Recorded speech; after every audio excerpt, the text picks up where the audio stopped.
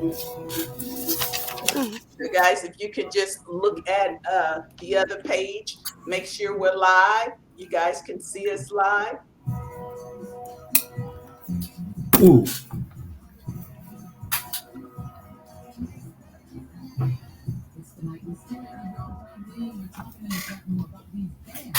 Natasha, can you check the other page? I'm looking now.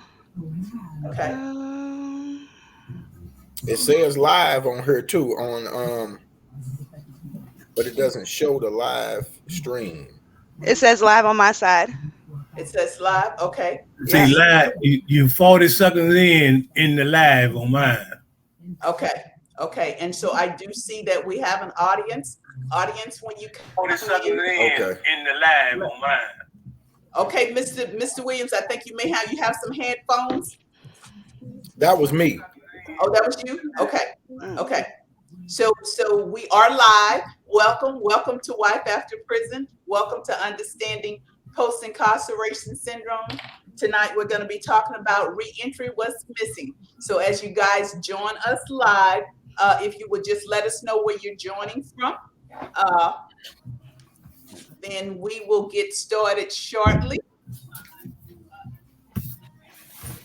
Ms. Grove, I'm waiting on Mr. Grove to sign in.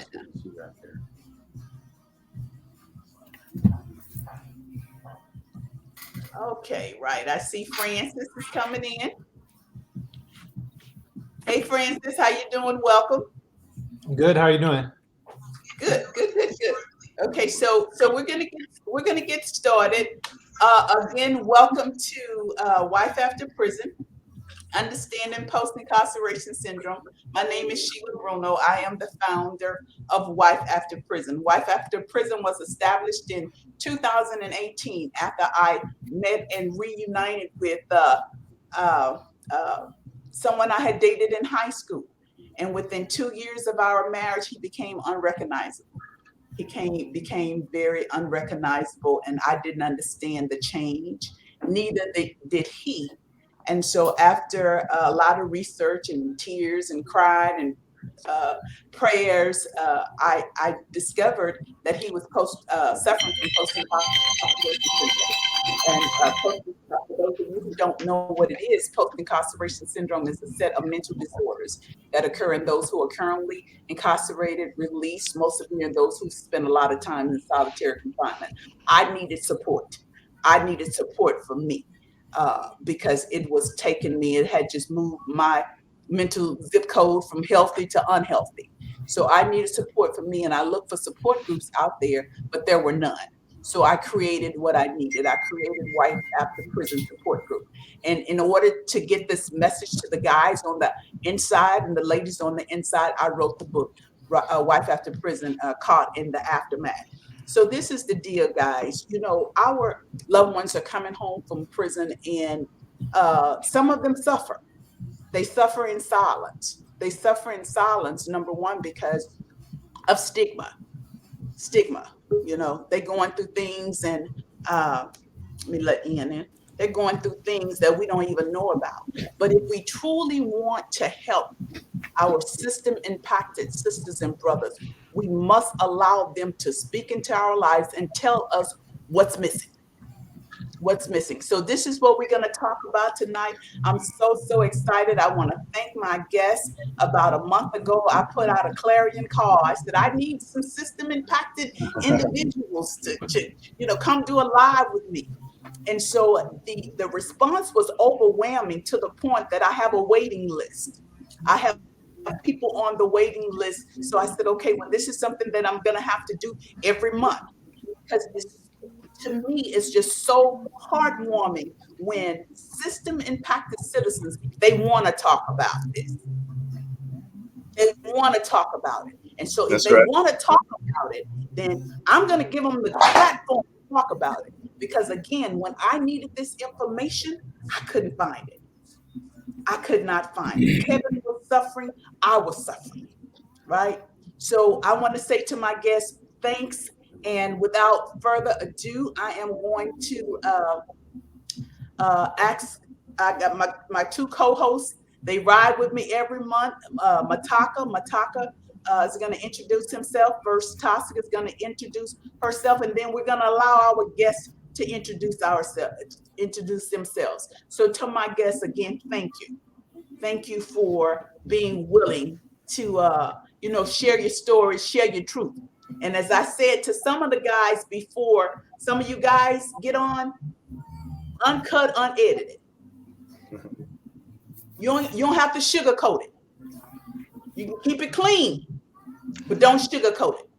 You guys are the experts. Anytime I want to know something about prison, if you haven't been to prison, you can't tell me about prison.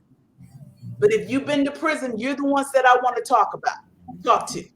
So again, uncut, unedited, we need to know. All right. So Tasha, you want to introduce yourself, please? All right. You want Mataka to go? He can go ahead and go first. Mataka not gonna let you go. He not gonna go before you. Okay. Good evening, everybody. I'm Tasca Tolson. I am a mental health professional here in the middle of Missouri. One of my primary duties is I run BIP Group, which stands for Batterer Intervention Programming. So about 80 to 90% of my clients are freshly into the community. I've been doing that work for about 7-8 years and about 10, 15 years overall, just serving the community in different capacities. Thank you. My name is Mataka Escari. I'm also in mid-Missouri, and I'm in training to become a batterer intervention prevention specialist. I'm just having fun. So right now, I'm a certified peer specialist, and what that is I help people who struggle with substance use disorder and mental health issues. I'm a community advocate. I do a lot of work in the community. I did 23 and a half years in prison.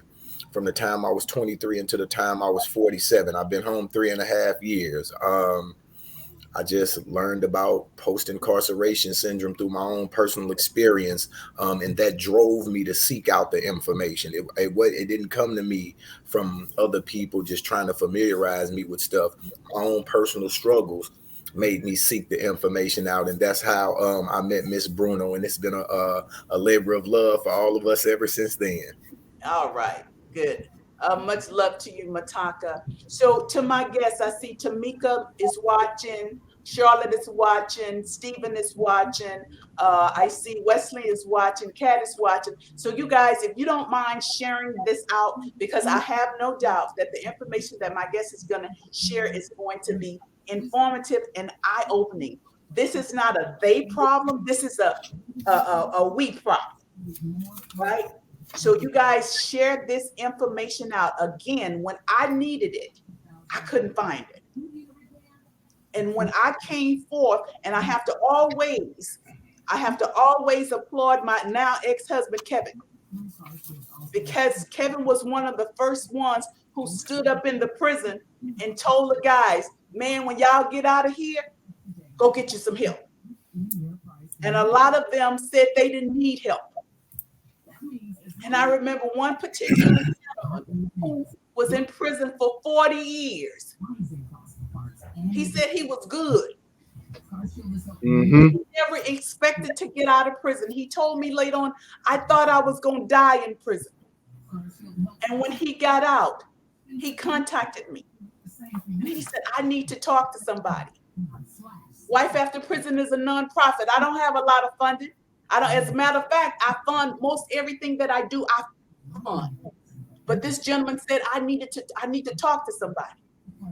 So I'm gonna tell you guys. I told y'all we chopping it up in here. I would go Uber.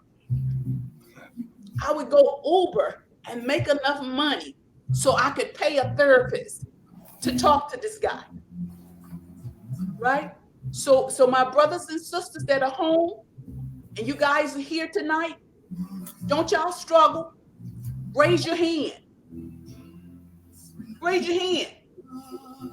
You done been in a cage. Raise your hand. Okay? So what we're going to do is we're going to go around the room, and to my guests, I want you to introduce yourself. Tell the amount of time you did, how long you've been home, and then we're going to come back with some more questions. Let us know whether you did state time, fed time. Let us know how many times you were incarceration. You were incarcerated. Okay, so I'm going to start with Doug.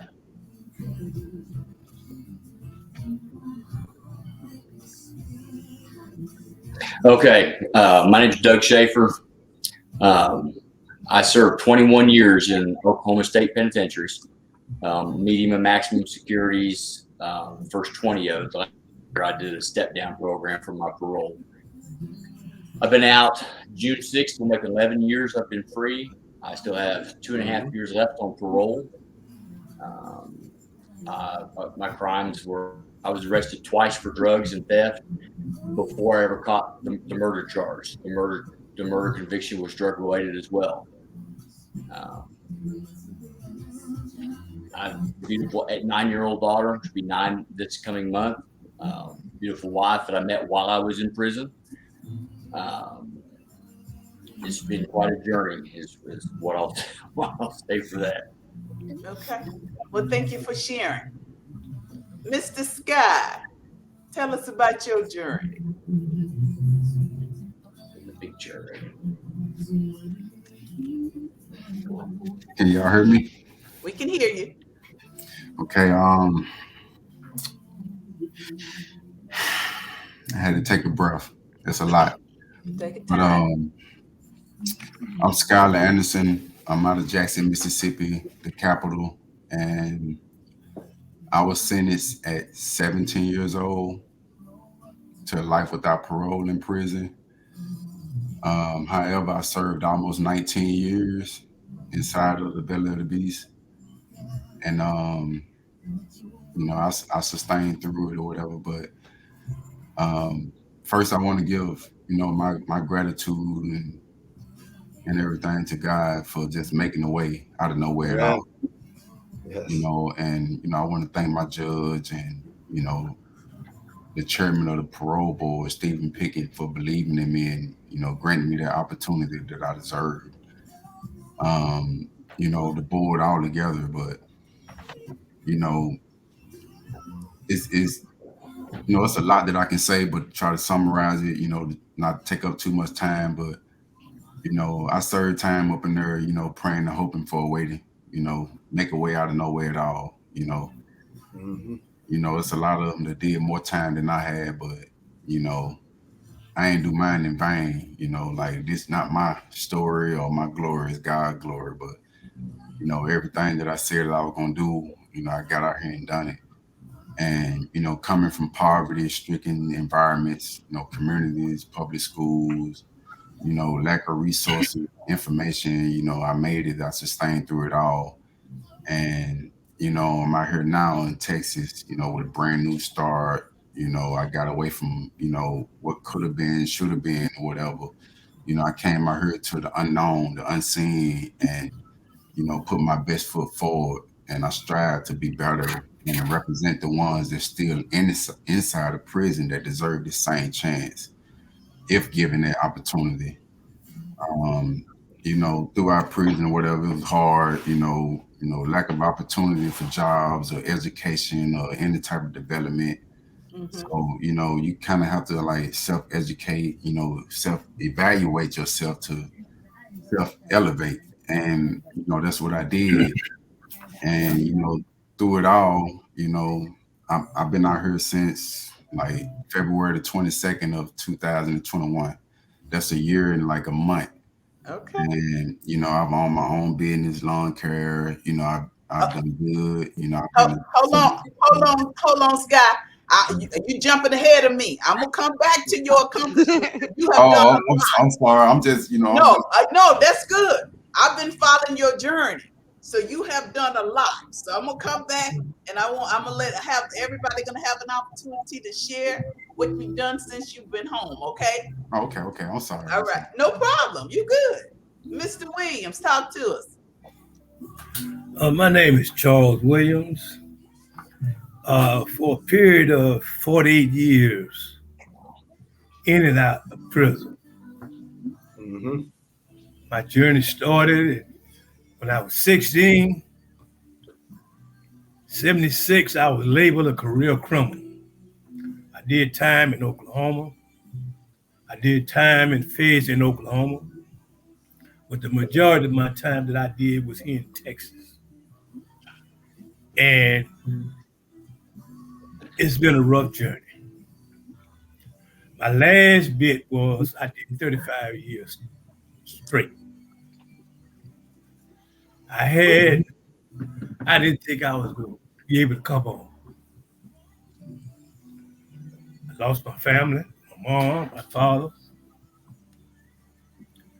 But for some reason, God kept his hands on me. Amen. Even when I tried not to embrace him, he embraced me. Mhm. And so now I can say with a smile that I've been out now as long as I've ever been out of prison, which is now 21 months. Mm, mm, mm. Mhm. Yep. Yep. I'm so proud of Mr. Williams. I'm so proud of Mr. Williams. I've met Mr. Williams. He contacted me on Facebook. He said I saw a podcast or I heard a podcast, and he and I have been connected ever since. Ever since. So I'm watching his journey and I'm watching his growth. But I also admire him. If he struggled, he raised his hand. And so that's the thing for you guys. If you struggle, just raise your hand. Okay, let's go to Mr. Francis. Talk to us, Mr. Francis. Tell us about your journey. Hey, I'm Francis. I was incarcerated at 17, charged as an adult. So I did almost 6 years for armed robbery, and then just kind of came out as a kid, but an adult. And so I think a lot of the things that we're going to talk about are kind of relevant to that. You know, the reentry and the and just the lack of processing what happened before, and then coming out and just expected to be an adult, and then coming into an environment and feeling uncomfortable and feeling like people always know there's something with you because you haven't dealt with that. You know, I think, yeah, I mean, it's been since 2008. So January 2nd, 2008, I got out, and I've been out since, and I work at a prison now. So yeah, there's a lot of different stuff to talk about, but yeah.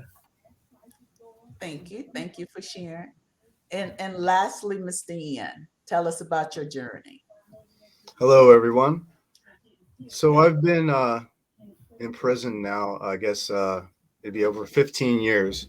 And I had to think about that for a minute because it's been in sort of abbreviated spells. So the longest I've ever done was 7 years straight.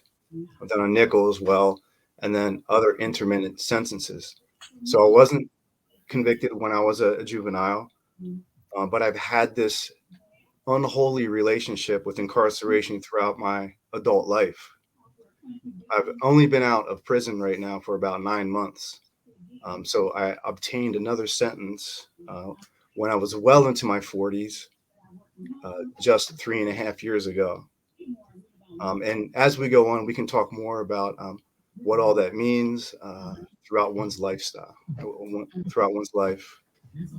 Thank you for sharing. Now, to my audience out there who's viewing us, would you guys just heart it up for my guests?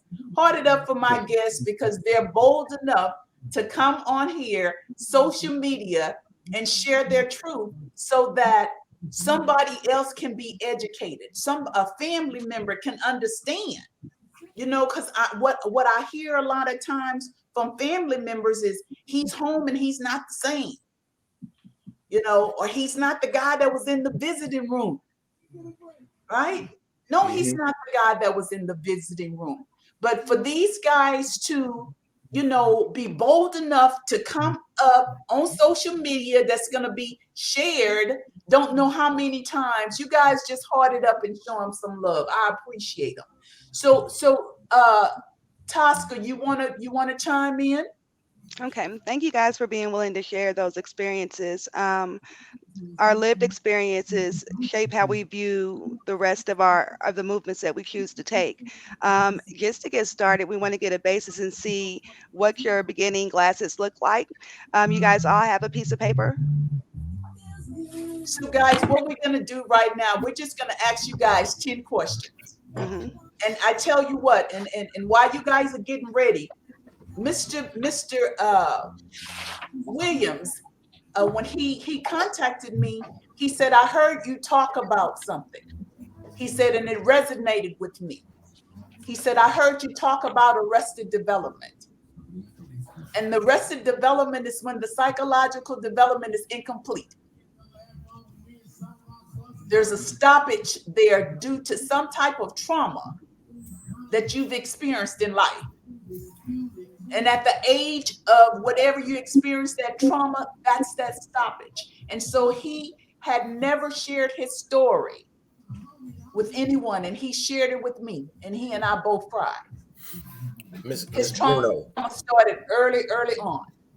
Also, Miss Bruno, I realized that through my own personal journey, right, that part of my arrested development is connected to the fact that I got locked up young and I lacked certain social experiences to mature me also. So Absolutely. It's a combination of trauma and my lack of social experiences. And so in a lot of ways, I was still 23 when I came home, right? Absolutely. And so, you know, that's that institutional syndrome. You have a deficit in social and life skills as a result of being locked up a long time. Wow. I didn't have the social experiences. You know, you can only read and go through so much that matures you on one level, but without those experiences, a certain part of you definitely arrested in your development. Right. And the reason I want to do this is because I've talked to so many system impacted citizens, and they do not understand where all this began. It just didn't start when you were 17. It just didn't start when you was 15, 20 going to prison. Something happened before that set the pipeline to prison. And it's called adverse childhood experience. Right? And I think for people to really heal and be restored, you need to know where this came from. You need to understand when this started. This just ain't started when you got arrested. So we're going to just ask you guys 10 questions and be true to yourself. Just be true to yourself and answer them. And when we did it last time, Mataka made a statement because there's some questions here and it's going to make it may seem like your parents were bad parents. No. Just answer the questions. Don't even think, don't think about it and contemplate on it. Just whatever comes to mind, just write it down. Okay. You guys with me on that one? Yes. Take this 10 question ACEs test. So the A stands for adverse childhood experiences. It's the 10 questions. We won't ask you what your answers were. If you think that you want to say yes, but you hesitate and you have to think about, well, yeah, if I think of it this way and no this way, then it's probably a yes. We'll score at the end, and then we'll talk about what that means. Okay. All right. Can you make it where I can share my screen? I don't know. I think you may just have to read it. You know, this is a new platform, and I ain't figured it out. Okay, let me try. No, it didn't. Okay. So question 1.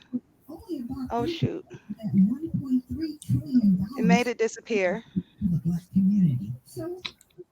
Oh, there it is. Can you guys still hear me? Yes. Okay. So before your 18th birthday, did a parent or other adult in the household, often or very often, swear at you, insult you, put you down, or humiliate you, or act in a way that made you afraid that you may be physically hurt? Yes or no? If it's a yes, then it's a 1. Let me say this. I can hear someone's TV in the background.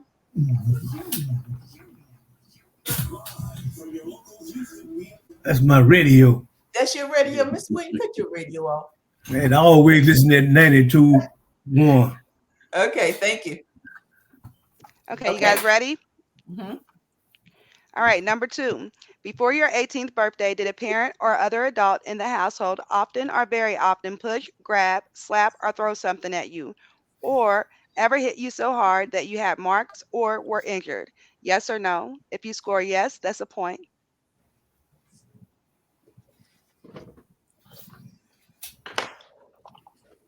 You guys ready? Yep. Yes. Okay. Before your 18th birthday, did an adult or person at least 5 years older than you ever touch or fondle you or have you touch your body in a sexual way or attempt or actually have oral, anal, or vaginal intercourse with you? And of course, nope, you know. Yes or no? Yes is 1 point.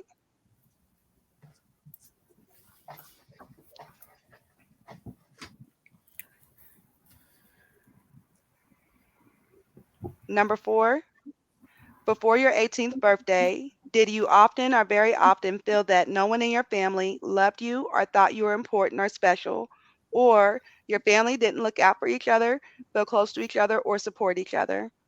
Yes or no? Yes is 1 point.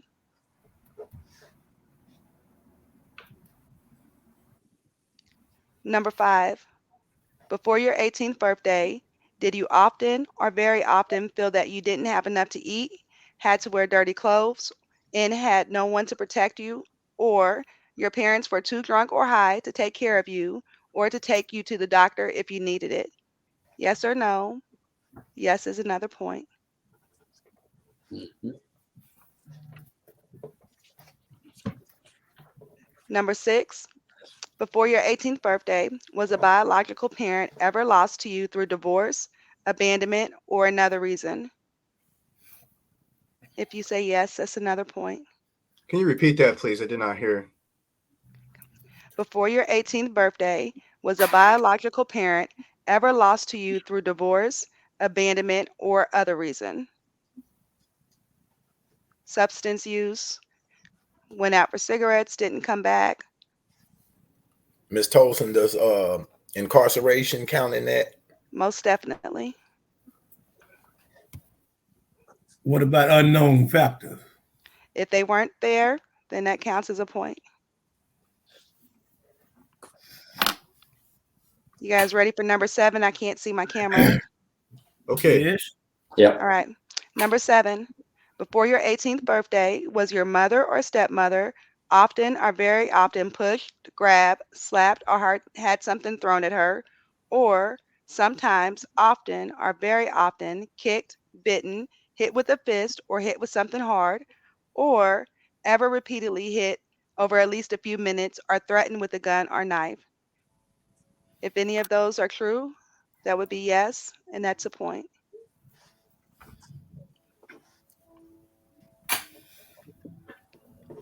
Number 8, before your 18th birthday, did you live with anyone who was a problem drinker or alcoholic or who used street drugs?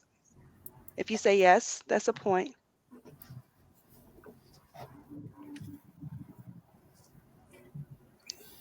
Number 9, before your 18th birthday, was a household member depressed or mentally ill, or did a household member attempt suicide? And so when we think about mental illness, when you look back and if people said, oh, they're just like that, or they're a little bit crazy, or people had to justify their behavior, they probably had an illness that nobody named. If it's yes, that's a point.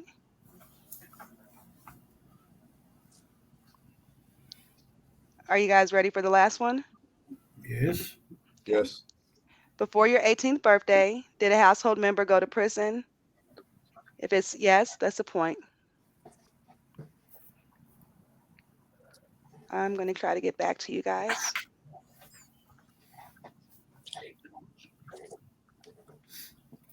You're on screen. I know I can't see my camera on my side.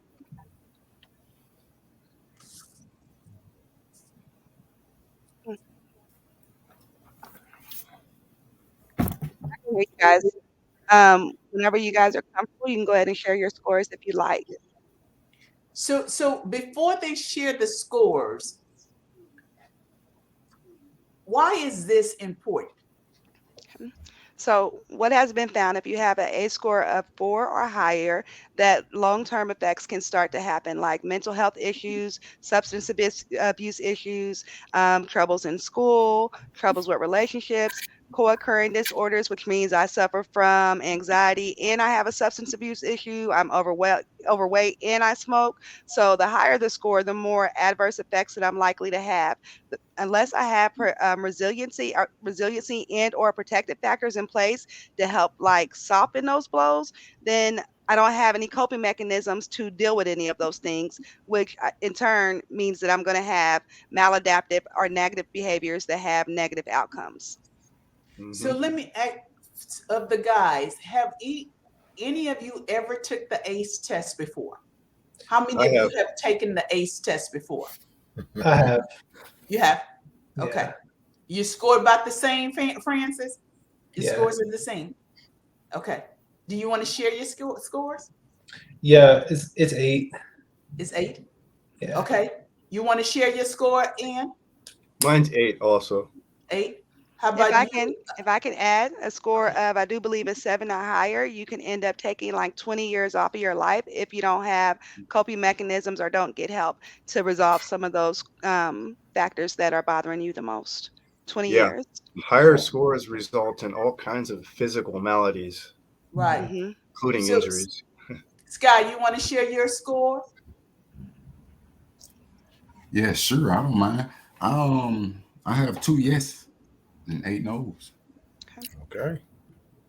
Okay. How about you, Doug? You want to share yours? 8. Thank you, Mama. Thank you. What about you, Mr. Charles? 8. You scored an 8. Okay, so the and the reason I like to do this is because some formerly incarcerated citizens have never taken this test before. They have never taken the test before. They don't know the relevance of taking this test. Again, a lot of things start before they get to prison, right? And we as family members, we have no idea. All we say is, he wasn't like that in the visitation room. Right? And when you consider, Miss Bruno, that a lot of family members are impacted by adverse childhood experiences too. They just didn't go to prison. They don't know it. And so when you have an entire environment that you grow up in where everybody is impacted by adverse childhood experiences, right? And this mental health issue seems like it's just regular, right? We normalize it, right? And then that's when it becomes a problem too. Some people, the unhealthy coping mechanisms for some people lead to prison. For some people, abusive relationships. For some people, they stay stuck in a cycle where they're non-productive and can't seem to get out. But then you have those people who are resilient also, and as Ms. Tolson said, have healthy protective factors, right?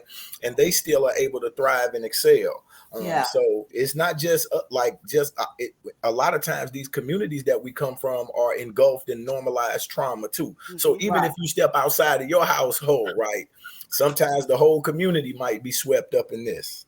Right. So help for us is helping the community. So I want to poll the guests. I had an event in 2019, I think it was 12 returning citizens.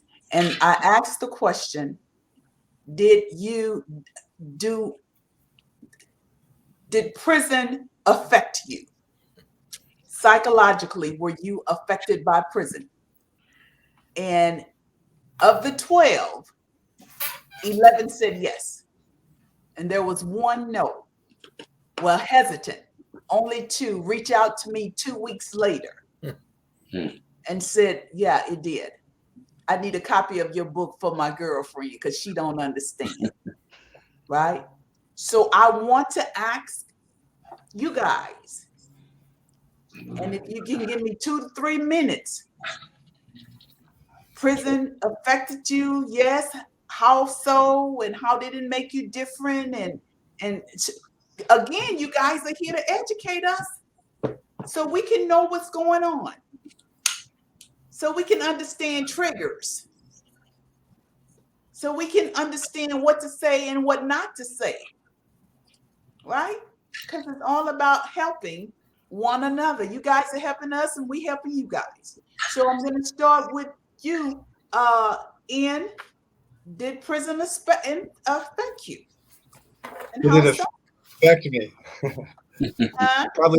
Probably a better question is, how could it possibly not affect me? Mhm. You know, Wow. yeah, it's very interesting. I'm very fortunate. I praise God because the outcome of my prison experience has, through God, made me very strong, and it's now made me better equipped to help minister to other people in the street. I'm a director at a Union Gospel Mission. We do all kinds of outreach and stuff like that. Um, Okay. but but I have to say that most of us aren't so fortunate, right? Most of us go the other way, and that's the real problem. The effect of prison is one of having to posture yourself in such a way that you need to survive, and posture yourself in such a way that you're not being pushed around. So that you Right. posture yourself in such a way that you can get what you need to get, so that you can live more comfortably. And oftentimes that means creating relationships that you perhaps wouldn't otherwise create. So you're living in this environment, right, with people in such a way that you are moving forward toward unmoral behavior because Right. you're surrounded by it constantly. Okay. Okay. Good point. And hold that right there. And I want to ask you something. Okay. Francis, you're next, but I gotta ask Ian this because you said something. You know, you talked about how you had to cope and the things you had to do and to get, you know, to survive, really. So you had to put on this mask per se, or you had to become a person that you weren't probably otherwise you weren't this person. So my question is this: when you come out that back gate,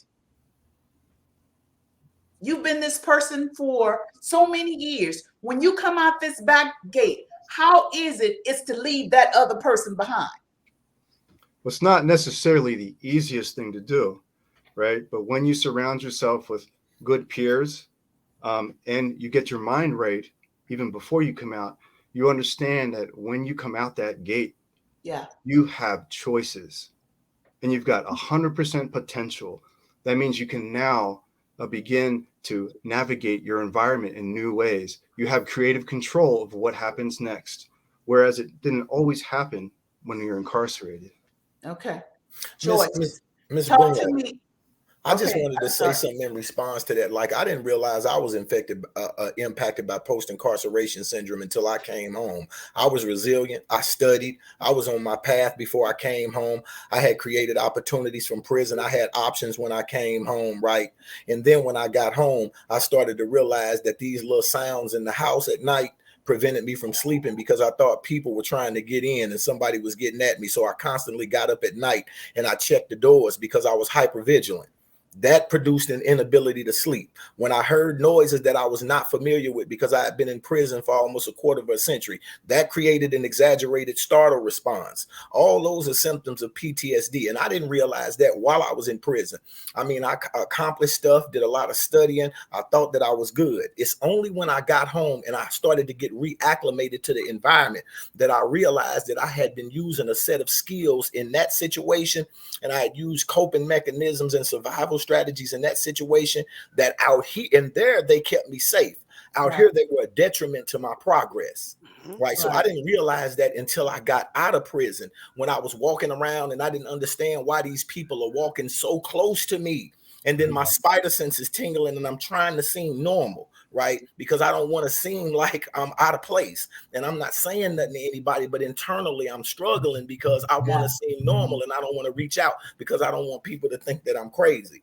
I used to be Wow. like, man, these people will walk so close to you. And you know, in prison, if you come inside a certain space proximity, you either my friend or you want some static, right? So now I don't know what to do when these people are getting so close to me. So I'm having to exhibit a level of control that's taking a massive amount of effort and trying to seem normal at the same time while inside like I'm going through some struggles. Wow. Okay. So what about you, Francis? I think for me, I just became really cold to other people. It was very much like, I felt like my situation was you did this, so now you need to pay for it. So then my empathy or lack of empathy was even more so non-existent. So whether it was family members, friends, whatever, they tell me, man, I had this situation. I'm like, well, figure it out. Figure it out. You know what I mean? Like, why are you complaining about this? Figure it out. Like, because every day for me, I was just surviving. How do I survive today? How do I, you know what I mean? Like, I'm sleeping in my car, but I'm taking college classes. So at least I'm doing something. It's like my disposition towards other people and my inability to connect, my inability to have intimacy in relationships was like, I didn't know what intimacy was, you know? And so I didn't understand you could be intimate with a friend, you know, you can share information, you can have empathy with that other person. It was just, everything was, I was almost like, I would say like a machine. Like and then when emotions would come up, I would just press them back down because I'm like, I can't deal with this. I have stuff I have to do. I can't let this get in my way. Right. And so people just looked at me like, man, you're just different than you used to be, you know? Mm-hmm. Yeah. Wow. Good stuff. How about you, Doug? Man, so much of what you guys are saying, after doing 21 years for me, it's weird. You come to my house and I've got 9 cameras that surround my property. I understand. No aspect of my house, my yard. You can't come anywhere without me seeing you coming. That's right. In 11 years, I've never done Black Friday shopping. I don't do crowds. I don't like people being tight close to me. When I sit at a restaurant, I'm always looking around. And my back is always to the wall. Absolutely. Everything. And it's been 11 years, and I've got professional business success.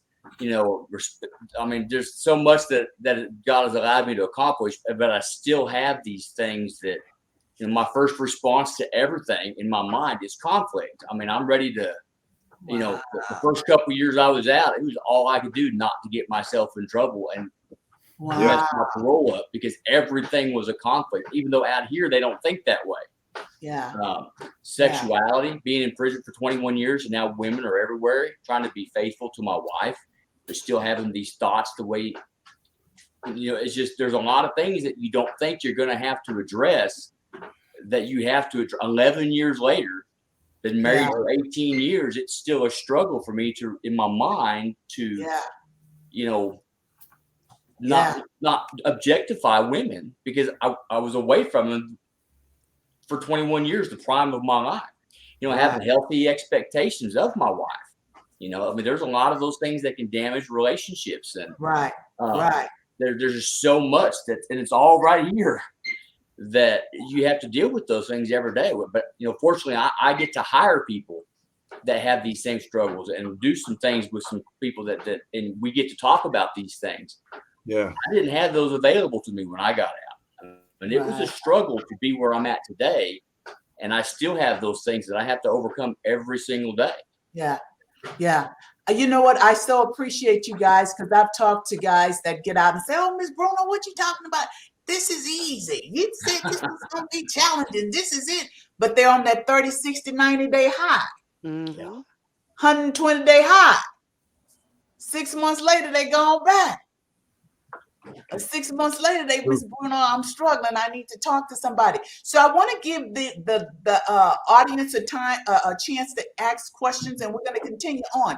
If you guys who are watching, if you have questions, just type your questions in the chat, and then we'll allow the experts. These are my experts. We'll allow the experts to answer your question. So now we come to you, Sky. Tell us about, you know, coming out, you know, struggle, whatever. Talk to us. After almost 19 years, never like being able to pay a bill, never having any responsibilities, you know, any obligations, you know, not knowing how to like actually, you know, provide for your family, you know, different things that I never had a car, driver's license, you know, birth certificate for that matter.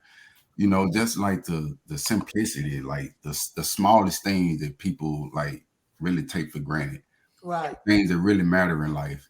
Not having that, you know, and, you know, going through prison and coming out, it was still like, I'm still a kid. Like somebody still got to actually feed me. Somebody got to wash my clothes for me. Somebody got to, you know, like prepare my meal. Somebody got to do all these things. But, you know, after all that time and going through all that I went through, you know, actually coming out, it wasn't as hard as I expected it to be, you know, and not just because of certain people in my life, but it's because of the need, the want to have better, to have all those things that I never had it, you know, have all those things that I was never afforded or offered, you know, be able to eat, you know, these certain things that I never tasted, you know, it was just, you know, all those dreams and wishes that we all done had being incarcerated, Right. you know, no matter the circumstances, we all want better for ourselves. Right. So, you know, having that, you know, God's grace and mercy that provide all of those things that you would never imagine. You know, it was just different. You know, actually getting out here in the middle of the COVID pandemic, you know, having to get a birth certificate, a social security card, you know, all of those things. You know, the prison system, when they come with the prison reform in Mississippi, they supposed to been like offering us actual ID, a birth certificate of some kind, or, you know, whatever for us to be able to actually get out and get a job, you know, some type of temporary, you know, form or whatever that we can get employment with. You know, it was kind of hard because like Mississippi, you know, they say they trying to rehabilitate us, but we really gotta do it ourselves. You know, we gotta enlighten ourselves. We gotta want to know different from what Okay. we were taught. You know, Yeah. it was different, but you know, it's a struggle for everybody. Not saying that I'm anything different, but Right. you know, like I had the love of my family, you know, that actually cared and they did things. You know, they supported me, they visited, they wrote letters. You know, I didn't have a lawyer, they couldn't afford a lawyer, but like God, the lawyer of all those. So, Right. you know, getting out, you know, and like trying to get into relationships and, you know, move forward with life and learn all unlearn things, you know, it was kind of hard, it was difficult, you know, Yeah. actually socializing with people or whatever, you Yeah. know, going in public places and stuff, like all of that, it's a big thing. But for me, it wasn't, you know, Okay. like I was different, you know, because like I never let go of the world. I held on to it, you know, Right. I tried to learn what was going on, you know, what are they doing now? Or what, you know, different things. So, you know, I Okay. don't know. Just So Something he just said, Miss Bruno, though, that raised something in my mind. He said that he had to have somebody feed him, somebody wash his clothes, and somebody do these things because he had never learned them. So, you know, that's called the chronic sense of helplessness due to the suppression of lifestyle choices. That's a post-incarceration syndrome symptom. right. It Right. is. When you come home, you ain't had an That opportunity to do none of helplessness and this thing. hopelessness. Yeah. Yes, yep. And so Yeah. that's one of the symptoms, a Yeah. chronic sense of helplessness due to the suppression of lifestyle choices. Somebody Okay. already made the choices for you. You didn't did a ghost just come in the door? Just So this ghosted. is I'm what just we want to playing. do, guys, because we have questions. We have questions out here, Mhm. and I wanna give uh be able to answer some of the questions from those who are listening. So if you guys see a question on the screen and you want to answer it, just raise your hand. We acknowledge you and your answer. You can answer it. Someone said, did anyone find themselves refuting back to their criminal mentality after reentry? I would say yes, in a way that was, and it wasn't initial. It wasn't like I just came back out and I was all for doing stuff that was against the law, but it was like I'm trying to figure out how to survive. So if there's something I can do that I feel like is lower risk, what can I do to survive for today? And so there were times I had to do certain things that I wasn't wanting to do, but I didn't have much of an option because at that time, you know, filling out applications, couldn't get jobs. People were looking at me. You have no work experience. You have no education. You have a history on when you are filling this out. So I would say it was a criminal mentality. I don't know about that, but I think it was more just so trying to survive. Survival mechanisms, those old coping skills or adaptive skills that help people eat, may not have been the best way to make a living or to feed the family, but those are the things that help provide those basic needs. Okay. So I want to post this question, um, because this is huge. Because I've talked to so many mental health professionals that say, I want to help, but I don't know how to help. I don't know how to help, right? Because they've never had a client who have served a lot of time. And then I've had also system impacted citizens say, Ms. Bruno, I don't know about telling these people all my business, right? Because their concern is this: if I bring up all of this trauma, if I bring up all of the things pre-incarceration, incarceration, post-incarceration, and I hand it over to someone who is supposed to provide me with some tools, and they can't, then I'm stuck with this stuff. So this one here is huge, and this is a part of reentry. What's missing? And for you guys that know me, mental health education is missing all day long. So I want to ask you guys this. Here we have a therapist. She said, how can I best help a client after reentry? So guys, answer that for her, please. Go ahead, Mr. Charles. Well, first of all, you have to get away from textbook mentality. When a guy get out of prison, after he done did so much time in prison, I don't think the textbook fits what he have gone through, because I noticed that therapists have a tendency of trying to lead you to a different place, not listening to what we have to say. See, sometimes we have things to say, we just don't know how to say it. We need help to how to say those things. But when you start saying, well, no, that's not it. That's not it at all. Like you said earlier, Sheila, it's things that happened in our childhood that brought me to where I am today. Things that could have, I wish had been different. They were different for a while, then it flipped. But nobody stopped and asked me by the end, why did I do these things? Well, I had an abusive mother.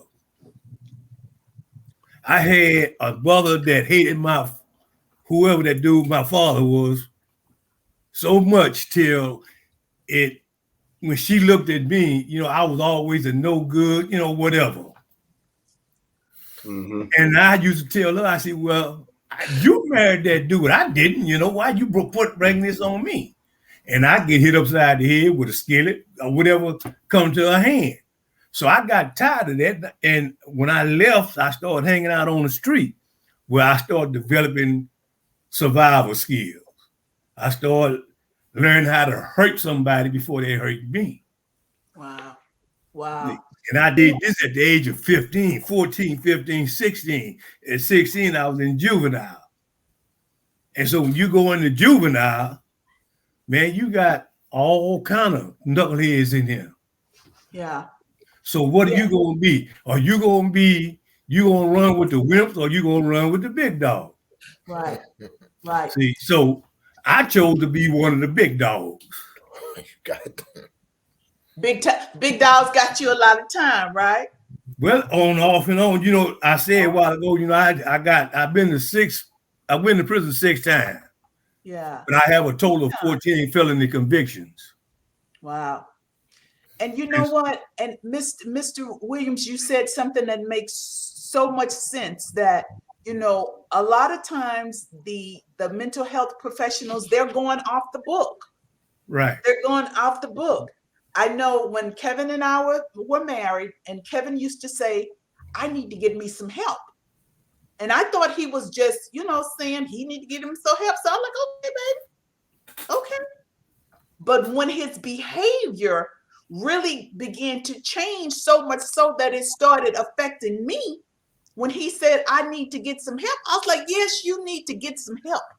And by that time, I needed to get me some help. The first therapist that he went to, he came home and he said, she can't help me. He said, she can't help me. She was more intrigued that he had been incarcerated for 28 years. He said, I'm going to give her one more shot. And he went back the following week. He said, no. He said, she can't help me. So I'm thinking, oh my God, here it is. I thought we found the answer and this, that, and other. And I was like, how long is it going to take him before he finds somebody else? Because here it is. He had exposed all of this stuff to somebody that couldn't help it. And I didn't think that he would want to do that again. And it took him some months. But Sheila, when I was in prison, when I woke up that day and I decided that I didn't like who I was, I wrote this social worker in prison, and I requested to be put in anger management. So they sent me to see the psych doctor. So he said, why are you angry? Why am I not angry? But I'm in prison. Okay, and it went on and went on. So he said, well, where did this anger come from? I said, well, I'm coming to you to find out where it come from. I just don't full of it, And I'm tired of being angry. I'm angry at myself. I'm angry at you, even though you. And so the man said, well, let me prescribe these psychotropic drugs. And I looked at it. I said, you the very reason why I'm angry. I hate you people, because here you is trying to make me a penitentiary dope fiend.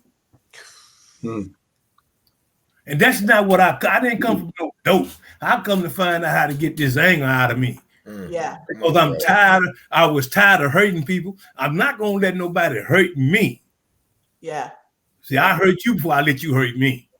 So I want to say to Ms. Baptiste, I want to connect with you, because it is my desire to get a group of mental health professionals who have the same question that you have, and to have a roundtable discussion with system and practice citizens, so they can tell you what can you do to help them. May I comment on that? Yeah, sure. Well, when you get ask Oscar. That's a good question to pose to her. She's a mental health professional. Okay, well, we need, look, this is the deal. We need mental health professionals. Yeah, Tosca, that's your question. That are non-judgmental, and they really want to know system and practice citizens. And just like I just recently said, these reentry programs, they gonna partner with these employers because they want to get you a job. But what if these reentry programs would partner with mental health professionals?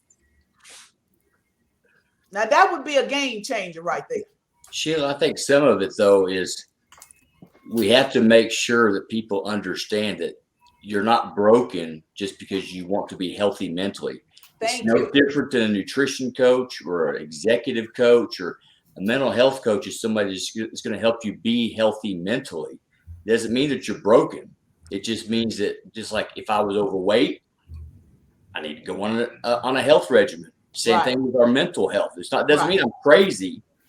But I think also it needs to be somebody that specializes in reentry, not just a general counselor, but it's got to be somebody that specializes in it, so they understand the unique issues that people, male or female, that have done a lot of time, or even just chunks of time, when they come out, they think different. That the arrested development. When I got out at 40, I still thought like a 19-year-old. Hey, wait a minute. Say that again, Doug, for the people that's sitting way in the back there that on the scene. Say that for the people that's sitting way back there upstairs. After 21 years, when I got out at age 40, I still thought in my mind like a 19-year-old. When Family I went members. That's financially, whether it was my money, sexuality, anger, everything. It was, I was still looking at other people my age, and I would see them as old. And I'm literally seeing myself as I'm not even at the same level as these people age-wise, and I might even be older than them. And it was literally a psychological thing. And so the counseling has to be very unique to the context and not just general, because if you aren't very familiar, you can do more harm than good to somebody who's trying to get healthy mentally.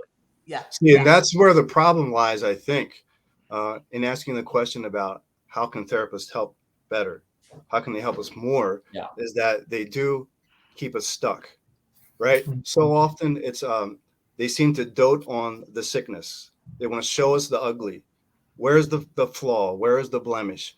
They keep reiterating this again and again and again and again. So now we're pariahs. We're lepers. We come out and we're feeling all kinds of distorted ways about how to cope with things because we've been branded and tattooed as sick and broken people, right? We do need to learn about the past, where the hurt comes from, where the angst and the anger comes from. But we also need simultaneously where the strength lies, right? Where true strength, true wisdom, right? Truth is. We need these things to cling on to simultaneously so that we can properly hone our identity. Without that, it's a vacuum. And that's why, I feel that the church and that God, particularly Jesus Christ, and the whole concept of the gospel and the salvation is so instrumental to reshaping and transforming lives for the better. Yeah. Right. And another thing that I see, and some of the guys that I've been helping since they've been out and growing, is because of personal development. Everybody needs personal development, period, whether you've been incarcerated or not. Right. But as I begin to teach them about personal development and not everything, we address where you've been, where you came from, or whatever, but we also address where you're going. So cognitive behavioral therapy is on the right track, I think, because we're looking ahead. We're seeing that all of our progress lies in the future, right? So it's not just about everything in the past, it's about our potential in the future. Yeah. Let's answer this one. Tamika says, how do you cope with coming home to a strong-minded spouse and not being able to provide immediately or be a leader? Ooh, that's my question. That's my question. Because my daughter's mom is a powerful community activist. Yeah, her husband was incarcerated. Okay, so you said that's your question. Go for it. My daughter's mom is a powerful member of the community that we live in, right? So I came home and it didn't have anything to do with her necessarily being a strong community presence or a leader. The part where she says not being able to provide immediately. So as a man, like I've always been one to carry my own weight. I don't rely on people, right? I make a way. And I knew that I was coming into somebody else's house. I would be expected to contribute, right? Which is natural because I'm there. And I just felt like I didn't really get a chance to really get reacclimated because I put a lot of pressure on myself to be able to contribute to the place that I was living at. And so like when you are up under, so for me coming home to relationships, in retrospect, I would have taken a different approach because after coming home for 23 and a half years, just reacclimating to society is enough pressure. That other pressure of me having to be responsible for helping to take care of an entire household and I can't take care of myself. Oh man, if you ain't got the right support systems in play, then that can be a problem. Now we talking about just that. We're not talking about if you have a strong-minded person who is a community leader and who does a lot of great things, right? And who has established themselves. So we just talking about the natural pressure to be able to provide for a family, along with the other things that we face as we attempt to get reacclimated to society. If you are not strong, you don't have support systems, you're not resilient, man, that will break you down. And then you'll be like, okay, man, this bill due, I've been here. It's a little pressure. I ain't got a job. And then that goes back to that question. Have you ever reverted back to criminal thinking? Man, I done reverted back to it in my mind multiple times. Yeah. But and let me say this because I am so guilty. I am so guilty of handicapping Kevin, right? because when Kevin and I got together, Kevin had maybe $700 worth of bills per month. He had been out 4 years, and he moved in with me. And so for 2 years, 2.5 years, I took care of the majority of everything because I did not want to pressure him about, we got this mortgage, then we got this over here. So I just took care of the majority of the things, and he would contribute. And then when things start to get a little messy in that 2.5 years, that's when I went to him and said, I need you to be more responsible, right? And he turned at me one day and he looked, and I'll never forget. And he said, Sheila, what does that look like? He said, what does that look like? And later on, he told me, he said, you had me on crutches. He said, you had me on crutches for all of these years, and then you snatched them crutches from under me. And I'm so guilty of that because I took care of everything. He would say, well, let me, and I got it. Well, let me tell you, I got it. Because I thought I was helping him, because I didn't want to pressure him. I didn't want to stress him out. But in the end, it was really stressing him out. Yeah. So I'm guilty of that. I learned that. So, don't be trying to take care of everything alpha females. Okay. Right. And start early on, right? Start early on, right? Yeah. We need to create a pattern early on of self-sufficiency, right? And teamwork, right? From the beginning. I mean, there are things that we would do while we're incarcerated, like get up every morning, make our beds, clean our huts, go to our job details, all these kinds of things that are just kind of standard practices for good living that translate into the real world also, Start early. So anybody want to jump on that question? The one from Kat Marie. Mm-hmm. Well, I'll jump on that one a little bit. That's something that I've kind of tried to focus on with my wife and I. And I think the biggest thing was, one, being able to communicate what your expectations are and making sure you guys share the same expectations. And that, for me, again, 19 years old at the age of 40 and had not had sex for 21 years, I have a lot of expectations of my wife when I come home. Well, she's 40 years old and she doesn't share those same expectations. And that can begin to, so you start stifling that, you start stuffing that in because you want to be a good husband, you want to be a good, a good partner. And so then you stop sharing, and then you just start settling, or you don't communicate. And then you start building these settled grudges and these barriers. And before long, your marriage is a mile apart. Yeah.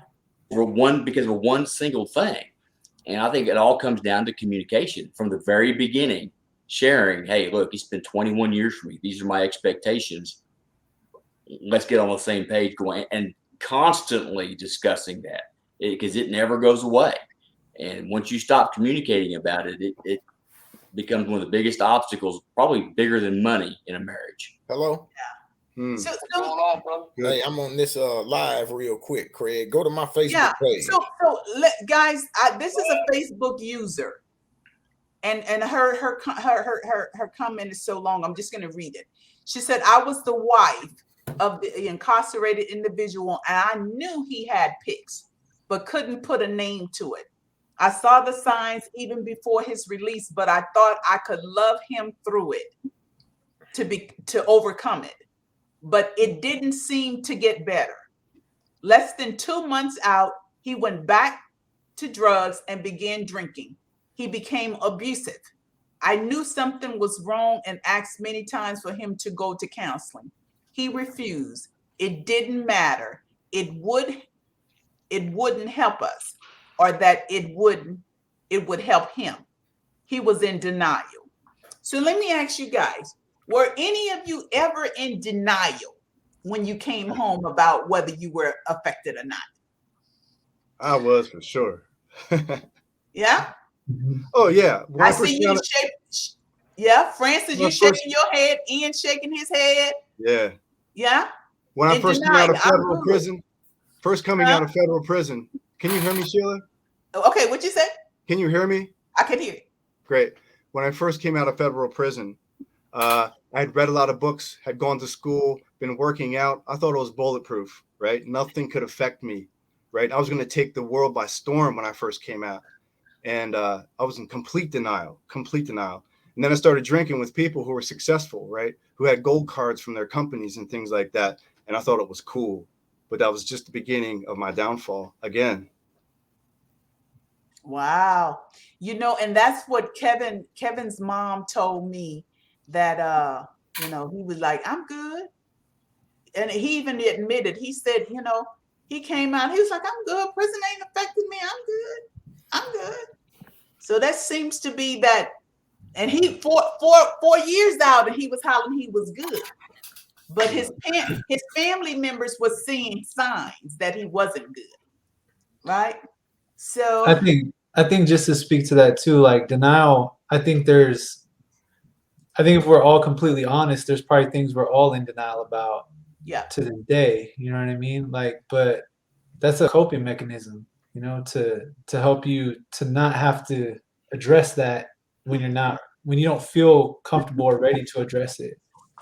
And that's usually one of the substance use is usually really tied to that, because that's what, instead of me dealing with these things, I can just do this instead and deny that I have an issue.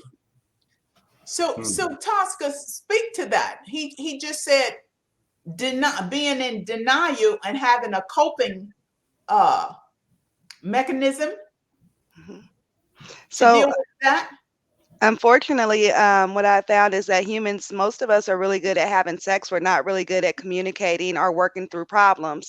And so most people don't have a lot of skill use. So the skills that I use when I'm incarcerated, a lot of them aren't going to work when I come back into the community. And so having some kind of support system, that one person that you can trust that can help guide you in getting those new skills, and having a good sounding board and being intentional about finding out what a relationship is, about finding out what it means to be a good partner, finding out what it means to be a good parent, so I can have things in place in order to make new decisions. I have to have new information in order to choose intentionally different actions in order to be successful. Wow. Okay, so Linda Warren Love says, and we'll be wrapping up here shortly. I work with incarcerated youth. They are being conditioned by the system for adult imprisonment. How can I get them to understand they are suffering from PTSD, no ID, no jobs? So I wanted Sky to kind of speak to this, because he went to prison at 17. And here's someone who wants to reach out to youth. So can you kind of speak to that one? How can she get them to understand where they're headed? Yeah, I can speak on that a little bit. For one, you got to have all the patience in the world when it comes to, this dimension of the world, coming from the inside. Like you got to have all the patience. It take all the patience and understanding, the know-how, the know when, because that's what's important. You want to kind of trying to pour it into their brain. Look, you should think like this. You should live like that. You should decide this and that. That's not gonna get it. It's all about presentation.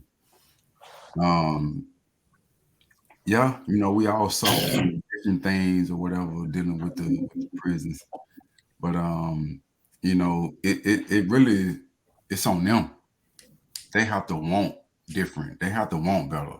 They have to come to a point in life where they like, wait a minute, I don't know enough.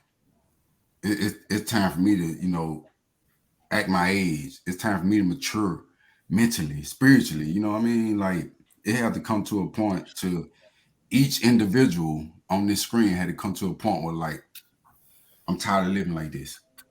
I don't want to live like this. You know what I mean? You have to put one foot in front of the other one. And it goes like that with the support, with the loved ones, with the family or the significant others, whoever. It comes to a point to where, like, you don't want to see the ship sink. You got to dive in. It's time to do something different. If you want different results, you got to take different action. Trying to paint a picture about the PTSD, a lot of people going to be in denial about that. you know, they're gonna feel like, oh man, I made it through prison. I did this, I did that, you know, and they didn't. You know what I Yeah. mean? It started from the alpha, it started from the beginning. But at the same time, you can choose not to, you know, lean into certain things or get involved with certain things. Yeah, you feel like, yeah, okay, I made it. You know, I skated on ice or whatever. But yeah, everybody gonna have issues. Everybody gonna have problems. Yeah. But you know, from So you're prison saying all the way patient. out, you know, it's on you. Yeah. It's on you. You gotta Miss want Bruno, that. Take some patience. for me, Why? Miss Bruno, when I was young, I just want to say this. I knew that other ways were possible. I just wasn't confident enough to believe that I could be successful in those other ways. Right. Everybody around me who I hung with, the majority of people had not taken that route. They took the other route. They were in the streets, right?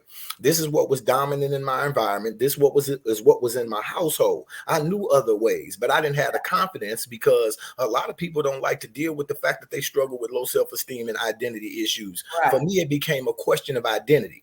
When I started going through the process of self-discovery and I started to realize my value, my worth, my potential, my skills, Right. only then as I cultivated that I knew that taking another route was a real possibility as opposed to something that was just there. Right. So it took me and so for um the thing is, how do we cultivate healthy identities? The first thing is, man, we got to recognize where people struggle with identity at. And something else, and I'm done. I just wanted to go back to what's about this relationship thing, right? For me, one of the things that I had struggles with a relationship is never taking care of a family. Now I'm coming home and having the responsibility of taking care of a family. I didn't know what that looked like. And then two things that my daughter's mom used to always tell me: you always talk aggressively, you so aggressive, right? And so, like, to me, I wasn't aggressive, I'm just being normal, this is me. Yeah. Like, I'm not being aggressive. And she used to say this all the time: you don't know how to be romantic. Well, wait a minute though, man. I just was in the penitentiary for 23 and a half years. I ain't even romantic with that. That's an automatic suppression, right? I'm suppressing that instantly, right? That part of my life is over. So, right, I lost those skills in translation, right? So, what I thought was romantic really wasn't, right? This is just, yeah, look, let's sit down and watch this movie. It ain't no PG-13. I ain't restricted. So, to me, stuff like that is romantic, right? She's like, man, you don't know how to be romantic and you talk Yeah. aggressive. And I was like, wow, man. Yeah. And I was like, Let me- well, I understand. So let me ask that. I mean, I got two more questions and we got to go. How many of you have been through counseling? I have. You've been through counseling. Okay. Well, I Nobody else attempted. been through counseling. Huh? I attempted. You attempted. Okay. Ms. Nobody Berto, else. can I give the stats real quick? So they say right now, among inmates, 64% of jail inmates, 54% of state prisoners, and 45% of federal prisoners have some kind of mental health concern. And then often there's a co-occurring disorder. So not only do I have a mental health issue, I'm going to have high blood pressure, or I smoke, or I have diabetes, or I have heart issues, right? So it's not only are we not taking care of our mental health, it leads to the physical outcomes. I think it was Mr. Williams that says that having somebody that you trust is absolutely right. One of the reasons, one of the things in my groups is I work with my guys for 6 months, so we have an opportunity to build trust. I also honestly raw with them, right? So we're going to call it like it is. We're going to take accountability, and like someone else says, they have to be willing to do something different, because we can give all the information in the world, but if I'm not willing to take different steps, then it's not going to make a difference, and I'm not going to get healthier. I'm not going to have healthy relationships with my partner or with my children, and so all those things in combination are going to help to have success. So trying to find that good therapist and knowing that you may not find that person on the first try or even the second try or the third try. But when you do find that good fit, being able to process through those things with someone that fits your style. So I heard someone saying the CBT, also with a strength-based, solution focused, right? So absolutely nobody wants to sit in that trauma forever. So what do I need to do to help you get to where what your goals are. So does that mean you want to be happy? What does that look like for you? I tell my clients the goal for me is for you to fire me. So what do we need to do to make that happen? So just keep trying till you find the help that you need, that it makes you feel safe and Right. secure, right? Because it's a vulnerability. And I think I heard somebody say the word intimacy, which makes me smile, because when I ask my men that in group, it's so awkward because I'm like, this is an intimate group, right? And they just struggle with that in itself. Yeah. I think, So, Sheila, and one you thing know, go ahead. eventually, I'm sorry, eventually Kevin went to see another therapist. Mhm. And every time he would come home, I could tell that he had been very emotional. And she, per se, tracked him. And she gave him skills, I mean, tools. She told him, when you start thinking like this, ask yourself, because Kevin had the arrested development condition. Whereas, at 50 something years old, the behavior wasn't matching the age. And she would say to him, one of the things that she said to him, and he shared, and he said, when you're getting ready to react, just stop and think and say, now, is this the 20-year-old or is this the 57-year-old? Just that. And he said, and I would do it a lot of times, especially when I would say something to him and he wanted to go off, he would just stop and think, right? And as long as he was going to her, he was doing so good. And then he stopped. And I remember laying in the bed crying. I said, God, not again. Because I saw the behaviors coming back. And he said, the amount of time that I did and all of the traumatic experiences that he had pre-incarceration, incarceration, and post, he said, therapy may have to be a lifestyle for me. And so when he stopped, I had no other choice but to walk away to save myself. So guys, we could go on and on and on and on and on about this. This conversation is never ending. And I just want to say thank you guys. If you guys are ever want to share, because we need you guys to help educate us so that we can understand, right? So lastly, I'm just going to go around the room. If you guys would just take 2 minutes, and I'm just going to ask you the question, reentry, in your opinion, what's missing? Starting with you, Ian. What's missing with reentry? Honestly, the thing that's missing with reentry is everything that precedes reentry, right? When we are first brought in to the diagnostic center and processed to be incarcerated, we should have case managers that follow us in some way throughout our stay. There should be developmental goals throughout our stay to get us to where we need to be before we get to the reentry stage. There's so much wasted time, so much warehousing that goes on. There are some programs, yes, but where I was incarcerated mostly, in addition to Texas, is Pennsylvania.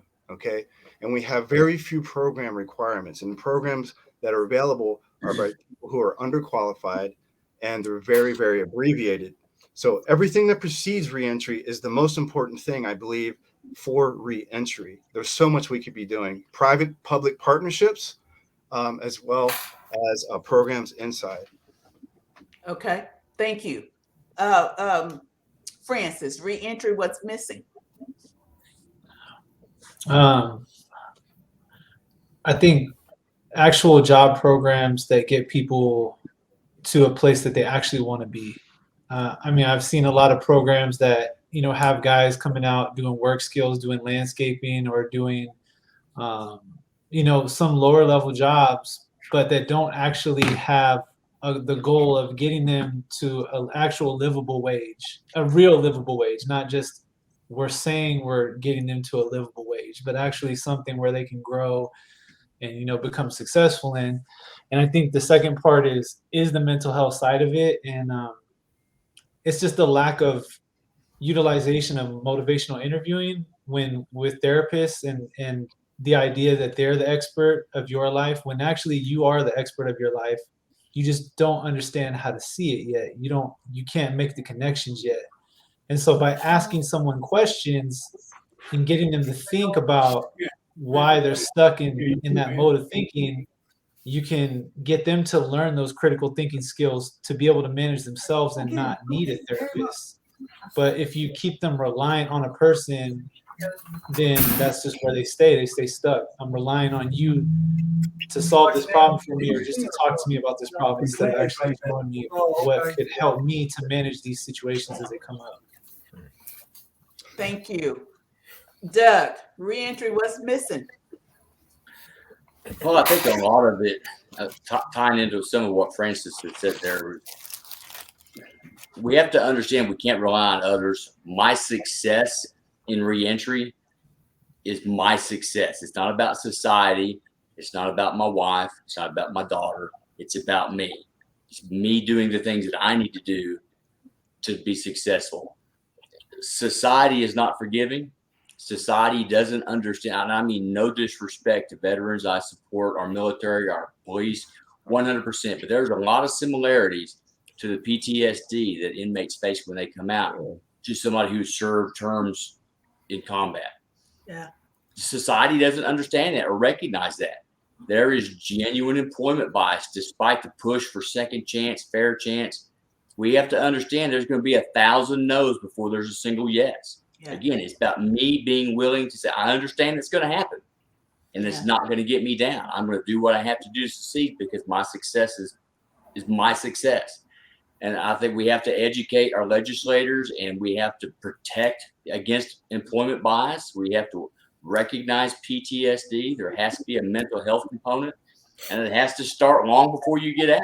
That's it. It has to be individualized. It can't be a group therapy. It's about the individual. Every person, I could serve 25 years right alongside Francis, but we still serve it differently in our minds, in our bodies, the things that we relate to. It's got to be individualized mental health coaching.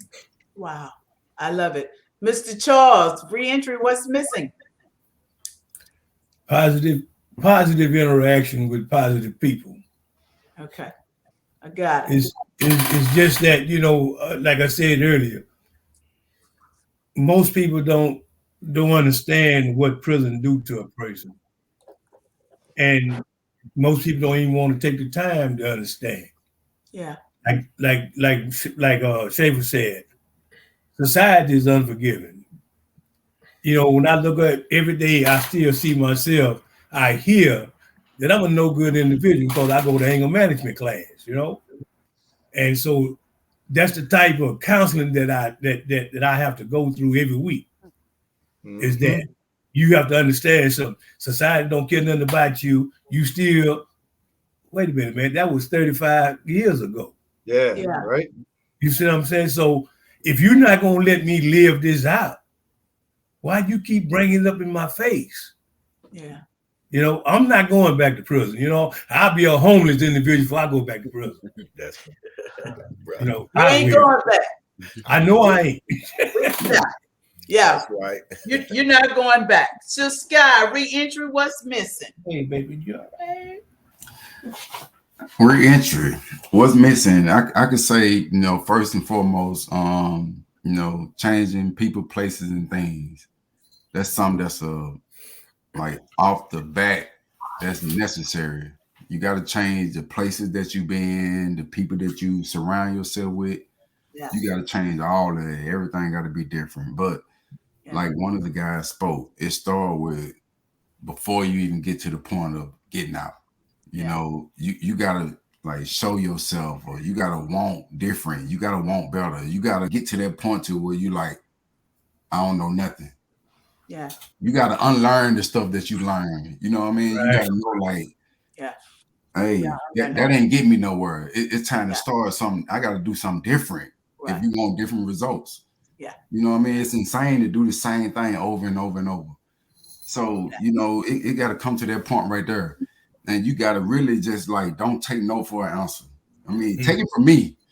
I've been told no. You got to no.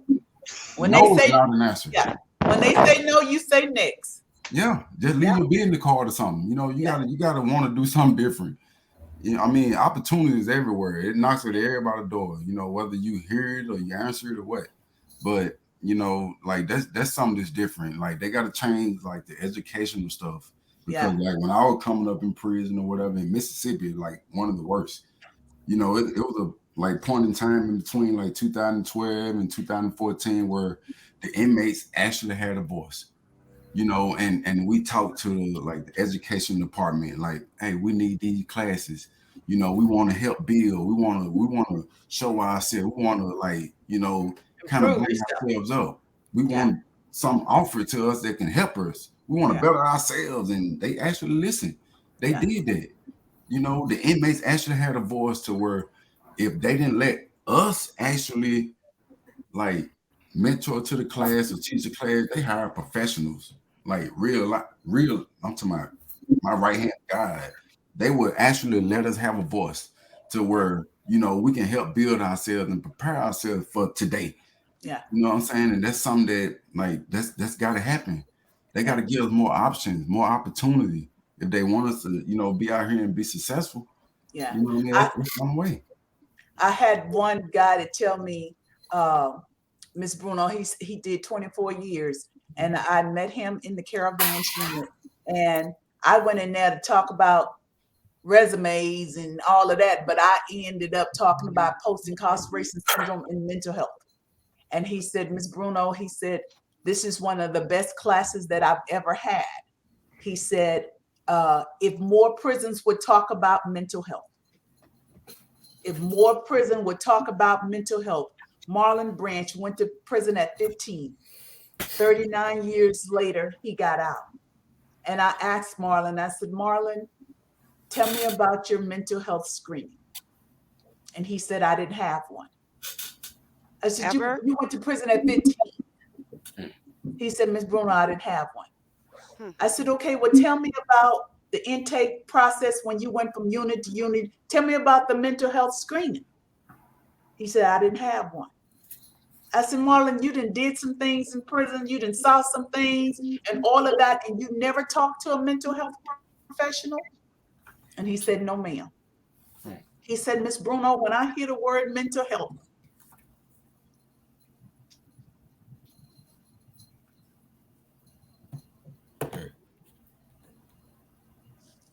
he said, Miss Bruno, when I hear the word mental health, I think it means I'm crazy. Yep. And I said, it doesn't mean you're crazy.